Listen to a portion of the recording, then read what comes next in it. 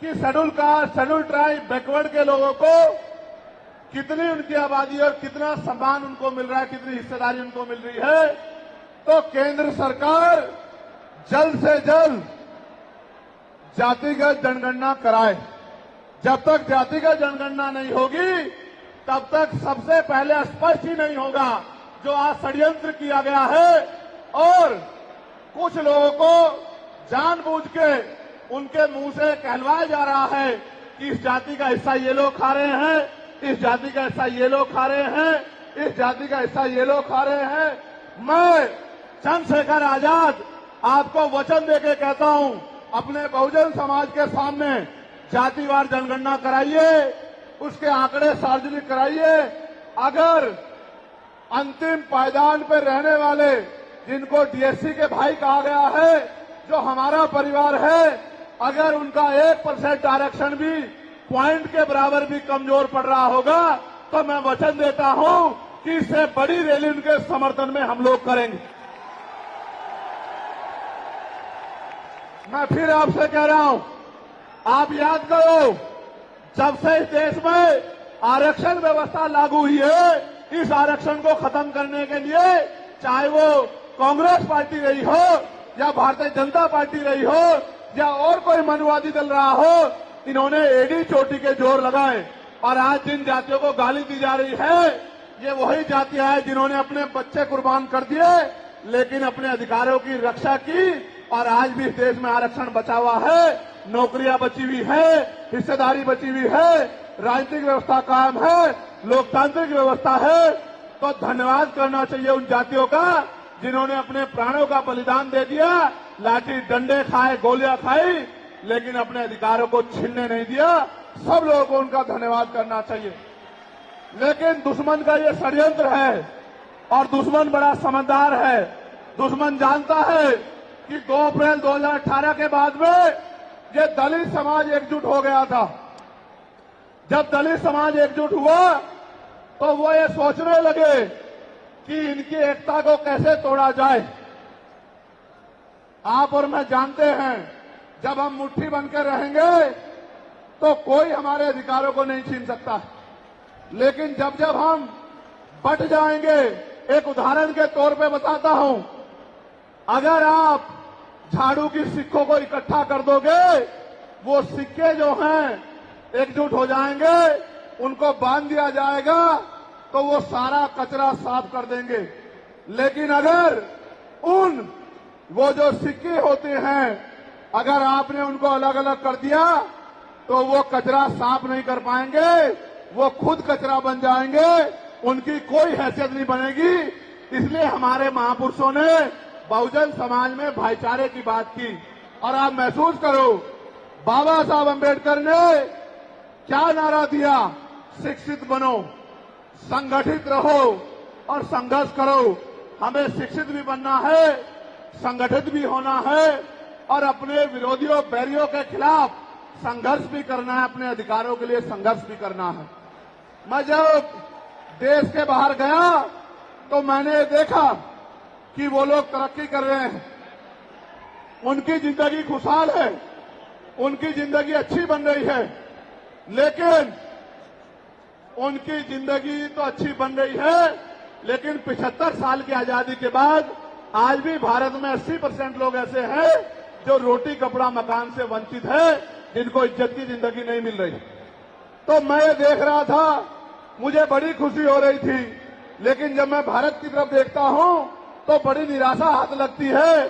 फिर ये महसूस करता हूं कि आज जो कुछ हमारे पास है वो हमारे महान पुरुषों की संघर्ष की वजह से है। अगर हमारे महान पुरुष संघर्ष नहीं करते तो जो आज हमें मिला है ये भी हमें किसी कीमत पे नहीं मिलता। आप जानते हैं, हमेशा आरक्षण के खिलाफ चाहे सुप्रीम कोर्ट हो या मनुवादी दल हो, सब लोगों ने आरक्षण को समाप्त करवाने के लिए एडी चोटी के जोर लगा दिए। और इसका सबसे बड़ा हमला इस पे कब हुआ? जब 10% ईडब्ल्यूएस लागू हुआ। मुझे माफी चाहते हुए कहना है कि हमारे दलों ने भी हाथ उठा के, जो हमारे पूर्व के दल थे, उनका समर्थन किया, जबकि वो आरक्षण पे सबसे बड़ा हमला था। अगर उसी दिन हम लोगों ने सड़कों पर निकल के अपनी आवाज को उठाया होता तो किसी की मां ने दूध नहीं पिलाया होता कि वो दोबारा आरक्षण पे हमला करने के बारे में सोच लेता। ये भाजपा के लोग जो सत्ता में बैठे हैं, इन्होंने वोट तो आपसे हमसे ली धर्म के नाम पे, भाईचारे के नाम पे, लेकिन सत्ता में आके ये लोग अपने लोगों का काम करने लगे, अपने महापुरुषों की विचारधारा को आगे बढ़ाने लगे और हम लोग रोटी रोटी के लिए मोहताज लोग, जुल्म जाति के शिकार लोग परेशानी की जिंदगी जीने लगे। मैं चाहता हूं कि जो जिंदगी हमारे लोग ऑस्ट्रेलिया में जी रहे हैं, ऑस्ट्रिया में जी रहे हैं, इटली में जी रहे हैं, यूरोप में जी रहे हैं, पूरे अमेरिका में जी रहे हैं, कनाडा में जी रहे हैं, हॉलैंड में जी रहे हैं, नीदरलैंड में जी रहे हैं, ऐसी जिंदगी की व्यवस्था भारत में भी हो।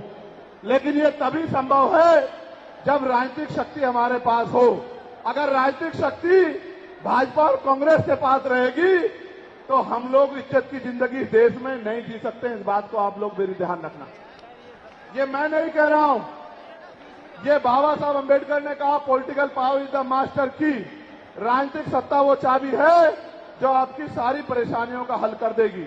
और राजनीतिक सत्ता जिनके पास है उनके लोग हजारों हजारों करोड़ रुपए लेके भाग जाते, उनके लोग उनके पूंजीपतियों के लाखों लाखों करोड़ रुपए माफ करते जाते।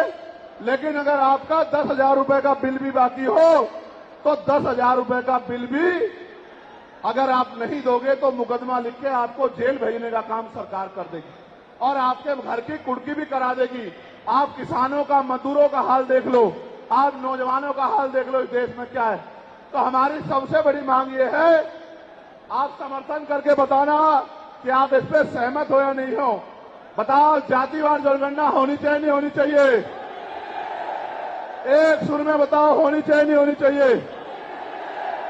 साथ साथ इस देश में जातिवार जनगणना के साथ साथ जितने भी सरकारी संस्थान हैं, चाहे वो जुडिशरी हो जहां से हमारे खिलाफ लगातार फैसले आते हैं, चाहे वो आर्मी हो, चाहे वो और कोई सरकारी संस्था हो, सब लोग सब जगह पे आरक्षण व्यवस्था लागू होनी चाहिए। बताओ, होनी चाहिए नहीं होनी चाहिए? दोनों हाथ उठा के बताओ, होनी चाहिए नहीं होनी चाहिए? बहुत अच्छी बात। साथ साथ हमारी ये भी मांग है जो मैंने पार्लियामेंट में भी उठाई कि निजी क्षेत्रों में आप इस बात को समझो गौर करके, इस देश में 2% सरकारी नौकरियां, कितने परसेंट? जोर से बताओ। 98% प्राइवेट सेक्टर है। कुछ ऑर्गेनाइज है, कुछ अनऑर्गेनाइज है।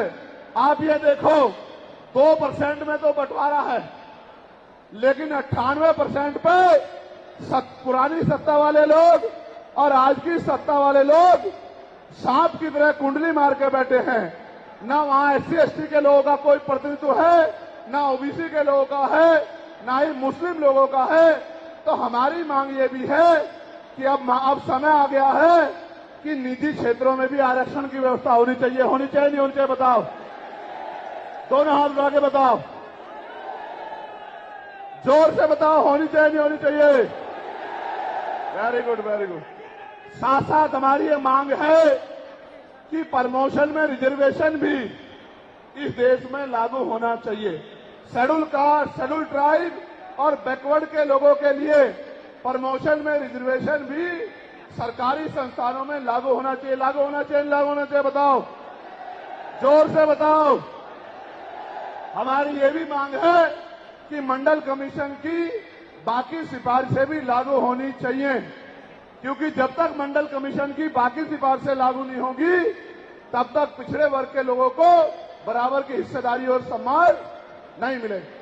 हमारी ये भी मांग है, सरकार कह रही है कि क्रीमी लेयर लागू करना चाहिए और जज साहब भी कह रहे हैं क्रीमी लेयर लागू करना चाहिए। मैंने पार्लियामेंट में पूछा कि भारत में कितने शेड्यूल कास्ट के लोग, शेड्यूल ट्राइब के लोग अरबपति बन गए, इसका डाटा आपको सार्वजनिक करना चाहिए, आर्थिक आंकड़े सार्वजनिक करने चाहिए। तब हमें पता लगेगा कि क्रीमी लेयर की स्थिति में हम आए या नहीं आए। आपको शायद जानकारी नहीं है, मैं आपको बताता हूं, आज भी बहुत सारे पदों को एनएफएस करके नोट फाउंड सुटेबल करके हमारे योग्य लोगों को नौकरी से निकालने का काम ये सरकारें करती है, क्योंकि कलम की ताकत उनके हाथ में होती है। जिनकी राज सत्ता पे कब्जा होता है, हमारे लोगों का राज सत्ता पे कब्जा नहीं है, इसलिए सारी योजनाएं हमारे खिलाफ बनती हैं। हमारी ये भी मांग है, जिस पर मैं गौर कर रहा हूं, सरकार ने कहा, मैं आज इस पर भी बोलूंगा। आज अगर मैं इस पर नहीं बोलूंगा तो हमारे लोगों को पता ही नहीं लगेगा देश में क्या हो रहा है। सरकार ने कहा कि वर्गीकरण लागू होना चाहिए। मैंने आपको बताया कि बातें तो बहुत लोग करते हैं, लेकिन जब आरक्षण पे हमला होता है, जब और किसी तरीके से आरक्षण को खत्म किया जाता है, जब गांव-गांव जाके लोगों को समझाने का प्रयास किया जाता है, तब जिन जातियों को आज सरकार के इशारे पे गाली दी जा रही है, उनको ही उन्हीं की जिम्मेदारी मान के लोग घर में बैठ जाते हैं कि भाई यही आरक्षण की रक्षा करेंगे, यही अधिकारों की रक्षा करेंगे। लेकिन सच ये है, अगर सरकार की मंशा वर्गीकरण के जरिए वास्तविकता में निचले पायदान पे बैठे अंतिम व्यक्ति को ऊपर उठाने की होती, तो जिस तरह से 10% आर्थिक आधार पर आरक्षण की व्यवस्था की गई थी, 10% आरक्षण की व्यवस्था डीएससी के भाइयों के लिए, डीएससी परिवारों के लिए सरकार कर सकती थी। उनका कोई मतलब नहीं बैठता था कि इन्हीं में टुकड़ा डाल दे, क्योंकि सरकार जानती है इनमें बंटवारा हो जाएगा तो इनके खिलाफ आंदोलन आसान हो जाएगा, इनको पता भी नहीं चलेगा कब इनके अधिकार खत्म हो गए। मैं आपसे कहना चाहता हूं, सरकार बताए उनके पास वर्गीकरण की क्या पॉलिसी है, किस आधार पे वो वर्गीकरण करना चाहते हैं, कौन से आंकड़े उनके पास है, कौन से डाटा उनके पास है। मैं सरकार से जानना चाहता हूं, सरकार कमेटियां बना दे और वर्गीकरण किस फॉर्मूले पे करेगी ये भी बता दे। हम सरकार को भी सुनना चाहते हैं। अभी देश में पिछले दरवाजे से कुछ नहीं होगा, जो कुछ होगा आमने सामने होगा। अगर हमारे अधिकारों की बात आएगी तो लड़ाई आमने सामने लड़ी जाएगी। सरकार ये भी बताए क्या वह रोस्टर में बदलाव करेगी, क्या सरकार रोस्टर में बदलाव करेगी, सरकार बताएगी। हमारे लोग तो अभी सही तरह से चीजों को नहीं जानते हैं। मैं ये भी विश्वास दिलाता हूं, स्पेशली डीएससी के भाइयों को कह रहा हूं, मेरी बात को गौर से सुनना। स्पेशली डीएससी के भाइयों को कह रहा हूं, उन जातियों को जो लोग आंदोलन कर रहे हैं, आपको एहसास नहीं है, जब देने की बारी आएगी हम बताएंगे अपने भाइयों को किस तरह से आगे बढ़ाया जाता है, किस तरह से उनकी हिस्सेदारी दी जाती है। अभी तो हम पे देने में कुछ है ही नहीं। मैं आपको विश्वास दिला कहता हूं, डीएससी के जो हमारे भाई हैं, वाल्मीकि समाज के भाई हों, धानुक समाज के भाई हों और बागड़ी समाज के भाई हों और किसी सैसी समाज के भाई हों, मैं चंद्रशेखर आजाद वचन देके कहता हूं बहुजन समाज के सामने, ये हमारी आपसी बातचीत है। आप दुश्मन के इशारों पे काम मत करो, हम लोग बैठ के अपनी लड़ाई को निपटा लेंगे। हम लोग अपने आप बैठ के चर्चा करके आपके साथ बैठ के, अगर कहीं हमें कुछ डर भी है, आप चीजों को नहीं समझ पा रहे हो या हम लोग समझा नहीं पा रहे, अगर आपको अधिकार मिलता है तो बताओ, हमारे किसी व्यक्ति को तकलीफ है क्या, बताओ। अगर हमारे डीएससी के भाइयों को अधिकार मिलता बताओ, हाथ उठा के बताओ, तकलीफ है क्या हमें किसी को। ये इतना बड़ा जन समूह गवाही दे रहा है, अगर डीएससी के भाइयों को कुछ मिलता है तो हमें तकलीफ नहीं है। लेकिन हम इस सरकार की मंशा को जानते हैं, हम इस सरकार को जानते हैं, इनके चरित्र को जानते हैं। ये देना कुछ नहीं चाहती, ये तो इसको अटका के रखना चाहती हैं। आप ये देख लेना, इन्हीं के कुछ लोग पहले सुप्रीम कोर्ट चले जाएंगे। जैसे उदाहरण के तौर पे गौर करो, 69,000 शिक्षक भर्ती में सरकार ने 20,000 पदों पे घोटाला किया। हम लोगों ने आंदोलन किया तो सरकार ने 6,800 नियुक्ति की लिस्ट जारी की। फिर अपने लोगों को हाईकोर्ट भेज के उस पर रोक लगवा दी। फिर हाईकोर्ट पे फिर हमारे लोग लड़े तो उन्होंने कहा दोबारा लिस्ट जारी करो, इनको अधिकार मिलना चाहिए। तो वोट लेने के लिए हमारे लोगों के सामने कहा कि भाई मिलना चाहिए, हम समर्थन करते हैं, लेकिन अपने लोगों को सुप्रीम कोर्ट भेज दिया और सुप्रीम कोर्ट में इनके बैठे जजों ने फिर से उस पर रोक लगा दी, इसलिए हमें इनकी नीयत पे शक होता है। मुझे डर ये भी है, अगर ये अधिकार स्टेट गवर्नमेंट को दे दिए गए तो ये कॉन्स्टिट्यूशन का तो बहुत बड़ा वॉयलेशन होगा ही, 340 का, 341 का, लेकिन ए का। लेकिन सबसे बड़ा खतरा ये है कि कल जो सरकार सत्ता में आएगी वो किसी भी अन्य जाति के लोगों को शेड्यूल कास्ट में उनको शामिल करके आपके पूरे अधिकार को छिन-भिन कर सकती है। अगर ये पावर स्टेट को मिल गई, हमें सरकार की मंशा पे सिर्फ शक है। हमने ये भी मांग किया, आपको याद होगा, यूपी के साथी हमारे जानते हैं, हमने 2 साल पहले, पौने 2 साल पहले मांग की थी कि जो 52% ओबीसी हैं उनको 27% रिजर्वेशन सुप्रीम कोर्ट के लोगों ने दिया, आबादी से आधा। सुप्रीम कोर्ट ने मंडल कमीशन की रिपोर्ट के बाद ना चाहते हुए सरकार ने कर दिया, तो सुप्रीम कोर्ट ने अपने तरीके से रोक लगा के 27% दिया। हमने मांग की पौने 2 साल पहले यूपी में गोरखपुर में पीसी करके कि ओबीसी की आबादी तो 52% ही है, तो 15%, 27% से अलग 15% आरक्षण की व्यवस्था अलग से अति पिछड़ी जातियों को करानी चाहिए। मांग हमने पौने 2 साल पहले उत्तर प्रदेश में उठाई थी। उसके बाद उसी दिन हमने मांग उठाई, क्योंकि हमें नैतिक चरित्र है। हम बाबा साहब अम्बेडकर को, माननीय काशीराम साहब को अपना नेता मानते हैं, हम ज्योतिबा फूले साहू जी महाराज को अपना नेता मानते हैं। हमने मांग उठाई थी, हम मामला रामसू वर्मा और सर छोटू राम को अपना नेता मानते हैं, हम चौधरी महाराज सिंह भारती को अपना नेता मानते हैं, हम कोतवाल धन सिंह गुर्जर को अपना नेता मानते हैं। हमने मांग उठाई थी कि भाई हमारी आबादी बढ़ रही है, 2011 के बाद जनगणना नहीं हुई और जो जनगणना हुई उसके आंकड़े जारी नहीं हुए, इसलिए हम लोग मांग करते हैं कि जिन जातियों को अवसर नहीं मिले पहले तो उनको तैयार किया जाए और फिर उनको 5% अतिरिक्त आरक्षण शेड्यूल कास्ट में 15% अतिरिक्त देकर उनको मुख्य धारा में लाया जाए। जब हम 2 साल पहले इसकी मांग कर रहे हैं तो हम डीएससी के भाइयों के विरोधी कैसे हो सकते हैं, आप लोग बताओ। तब तो वो आंदोलन भी नहीं चला रहे थे, हम तो आंदोलन चला के मांग कर रहे थे कि मिलना चाहिए, मिलना चाहिए। लेकिन मैं आज भी कहता हूं, हमारी ये मांग है कि अब समय आ गया देश में कि आरक्षण की सीमा बढ़ाई जानी चाहिए, आरक्षण की कैप खत्म की जानी चाहिए और 100% रिजर्वेशन इस देश में लागू होना चाहिए। जिसकी जितनी संख्या भारी उसकी उतनी हिस्सेदारी का लाभ उनको मिलना चाहिए। आप फिर कह रहा हूं, जातिगत जनगणना कराओ और 100% आरक्षण करो।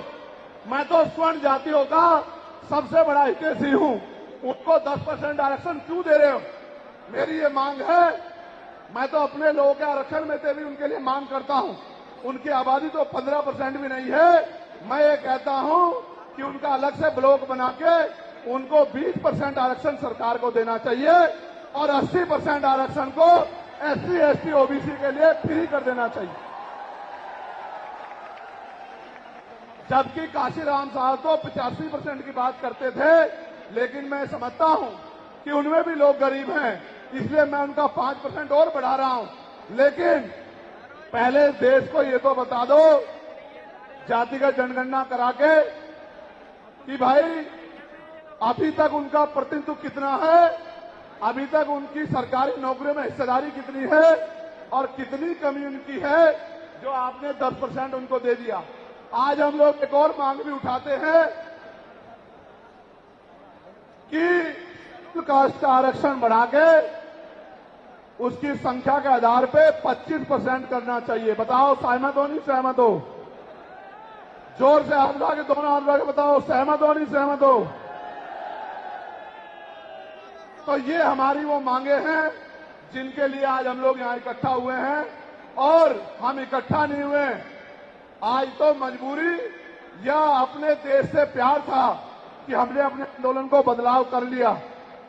अगली बार अधिवेशन तो होगा इंदौर में, लेकिन जब